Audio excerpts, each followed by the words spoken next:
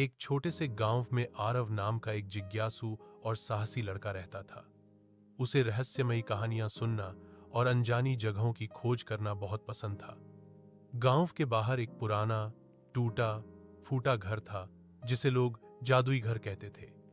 कहा जाता था कि उस घर में अजीब अजीब घटनाएं होती हैं, इसलिए कोई भी वहां जाने की हिम्मत नहीं करता था। एक दिन आरव ने निश्चय किया कि वह उस जादुई घर का रहस्य जरूर जानकर रहेगा।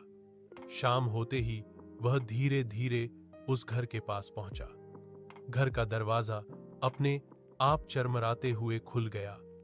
डरते हुए भी आरव अंदर चला गया। अंदर जाते ही उसे लगा जैसे दीवारें चमक रही हों और हवा में हल्की सी मधुर धुन गूंज रही हो। अचानक घर की दीवार पर टोंगी एक पुरानी घड़ी बोल उठी, डरो मत बच्चे, यह घर केवल सच्चे और अच्छे दिल वालों के लिए जादू दिखाता है। यह सुनकर आरव का डर कम हो गया। तभी सामने एक चमकदार रोशनी फैली और एक बूढ़ा साधु प्रकट हुआ।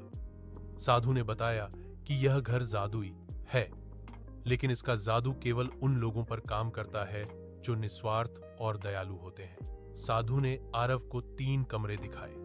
पहले कमरे में सोना चांदी भरा था, दूसरे में स्वादिष्ट भोजन और तीसरे में किताबें, औजार और ज्ञान से भरी चीजें थीं।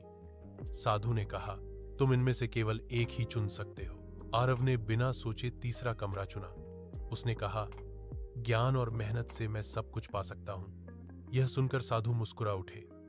तभी पूरा घर रोशनी से भर गया और साधु ने आशीर्वाद देते हुए कहा, तुम सही परीक्षा में सफल हुए हो। अगले ही पल आरव खुद को घर के बाहर खड़ा पाया। जादुई घर अब साधारण खंडहर बन चुका था, लेकिन आरव के मन में ज्ञान की रोशनी हमेशा के लिए बस चुकी थी। बड़ा होकर वह अपने गांव का सबसे बुद्धिमान और नेक इंसान बना। इस कहानी से हमें यह सीख मिलती है कि सच्चा जादू धन में नहीं, बल्कि ज्ञान, मेहनत और अच्छे कर्मों में होता है।